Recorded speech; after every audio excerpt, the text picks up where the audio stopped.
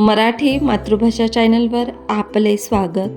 आज आपण इयत्ता 5वी विषय परिसर अभ्यास भाग 1 या पाठ्यपुस्तकातील पाठ क्रमांक 20 आपले भावनिक जग या पाठाचा संपूर्ण स्वाध्याय पाहणार आहोत. प्रश्न पहिला, रिकाम्या जागी योग्य शब्द लिहा. माणूस विचारक्षम असतो तसाच तो डॅश डॅश असतो.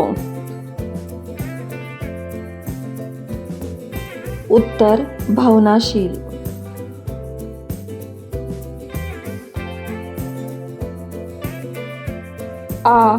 आपल्या मित्रमैत्रिणींमध्ये जे डॅश डॅश गुण आहेत त्यांचा प्रथम विचार करावा. उत्तर चांगले.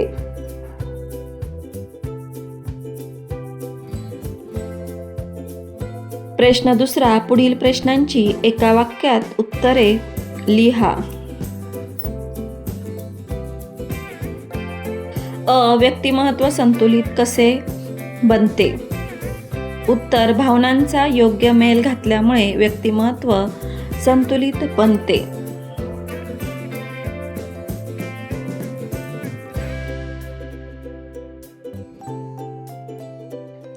समंजसपणा व सहकार्याची वृत्ती कशामुळे कमी होते? उत्तर आपण रागावर नियंत्रण ठेवले नाही तर समंजसपणा व सहकार्याची वृत्ती कमी होते.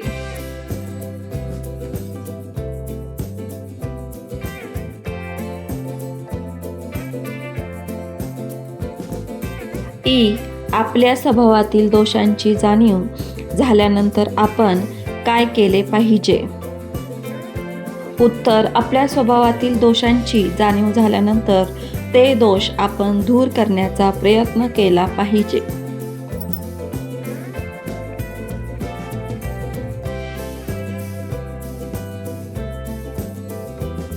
प्रश्न तिसरा, पुढील प्रश्नांची 3-4 वाक्यात उत्तरे लिहा.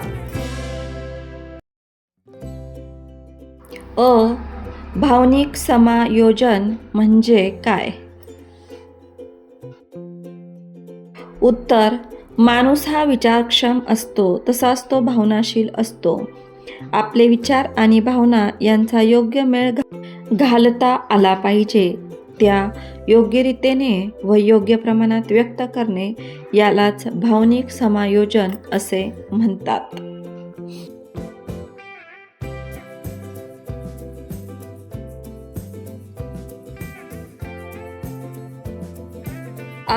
रागाचे कोणते दुष्परिणाम होतात? उत्तर समंजसपणा व सहकार्याची वृत्ती कमी होते.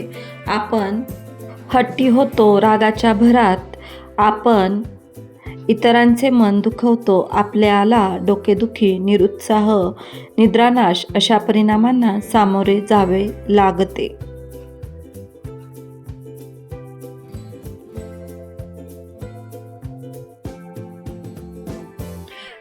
आपल्यातील उणिवांची जाणीव आपल्याला का असावी?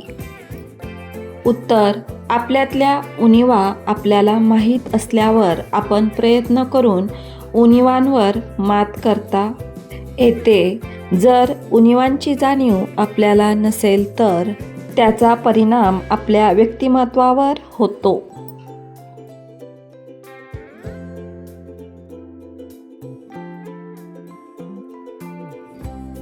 प्रश्न चौथा, तुम्हाला काय वाटते ते लिहा.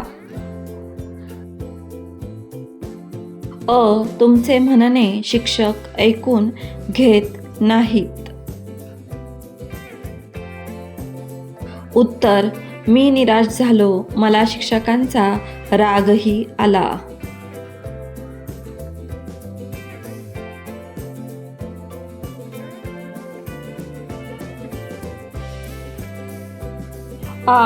घरातील निर्णय घेताना आई बाबा तुम्हालाही विचारतात. उत्तर मला आनंद होतो.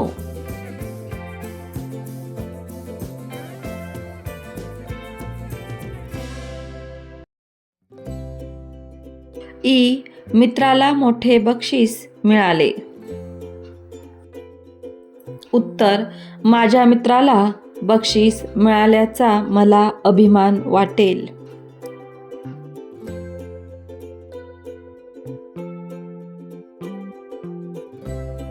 ई. वर्गातील मुले तुमचे कौतुक करतात. उत्तर. मला खूप आनंद होतो.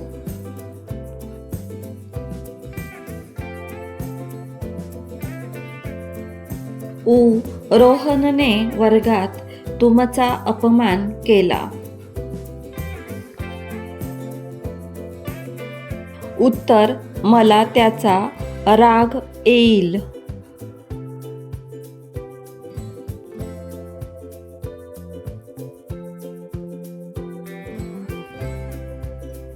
प्रश्न 5. तुम्ही या प्रसंगी काय कराल? अ.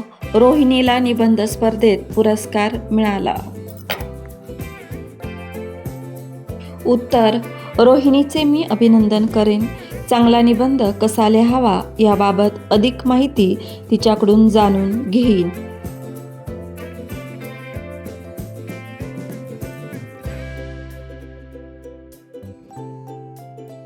आ. कविताला राग आल्यामुळे तिने डब्बा खाल्ला नाही. उत्तर. तिची समजूत काढेन. तिला अन्नावर राग काढू नको असे सांगून तिला डब्बा खाण्यास सांगेन.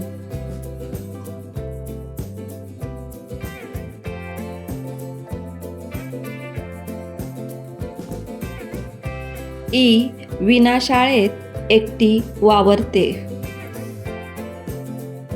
उत्तर. मी वीणाबरोबर मैत्री करेन. तिच्याशी बोलून तिला आम्हा सर्वांसोबत सामावून घेईन.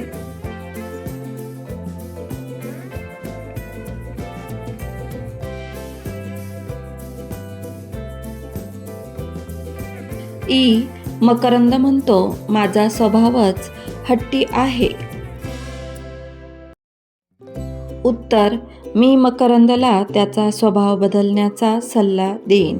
हट्टी स्वभावामुळे त्याचे स्वतःचेच कसे तो नुकसान करून घेत आहे हे त्याला सांगेन.